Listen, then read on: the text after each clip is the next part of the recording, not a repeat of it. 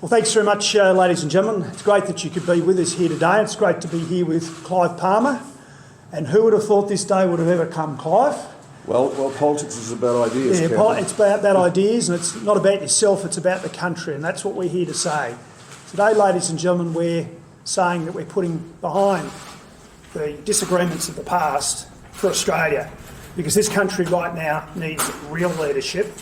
And if we're to actually get this country back on track, the minor political parties need to come together to actually cooperate in many different ways to actually give Australia a real future.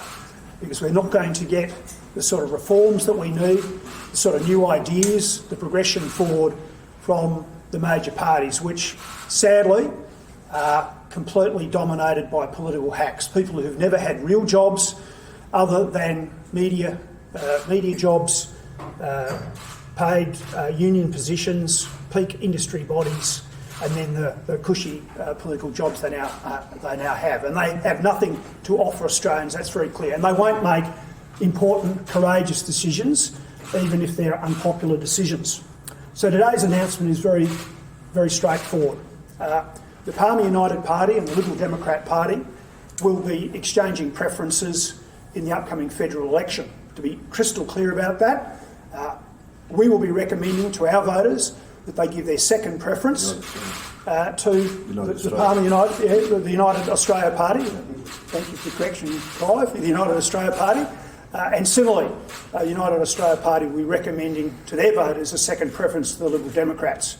That's the best way to get new blood into the Parliament.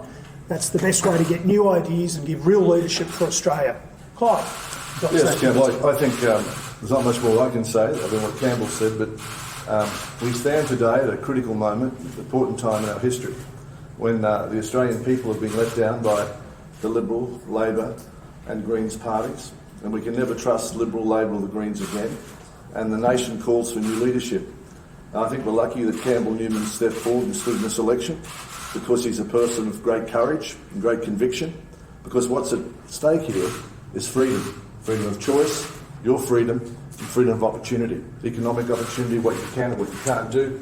We see our tourist industry today under attack, and the Premier has brought in all these tests you've got to have to come across the border, which will cost up to $1,000 for the average family. And that's why they won't come to Queensland. That's why there'll be more unemployment and the whole economy will contract. I just want to confirm the United Australia Party will be giving the Liberal Democrats our first preference.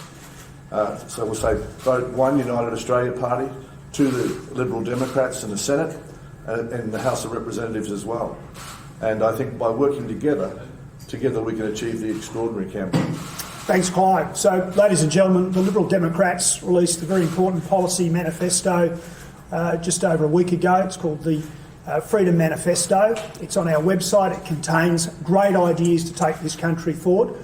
But they're not the banal focus groups, timid ideas of the major parties. These are important policy prescriptions that can take Australia forward, and that's why I'm so proud to be here today, cheerleading and for the United Australia Party, but also putting forward the Liberal Democrats as a true alternative. I want to thank Clive for this agreement. There might be more things that we will do together in the upcoming campaign. And I also want to stress, though, that we intend to work closely with other minor parties as well. That's very important. So the hand, if I could put it out, the hand of friendship is out to them in the interests of Australia, because it's through that cooperation, through working together, that we can actually teach these major parties a lesson and really let Australians, the quiet Australians, have a real say in the upcoming election.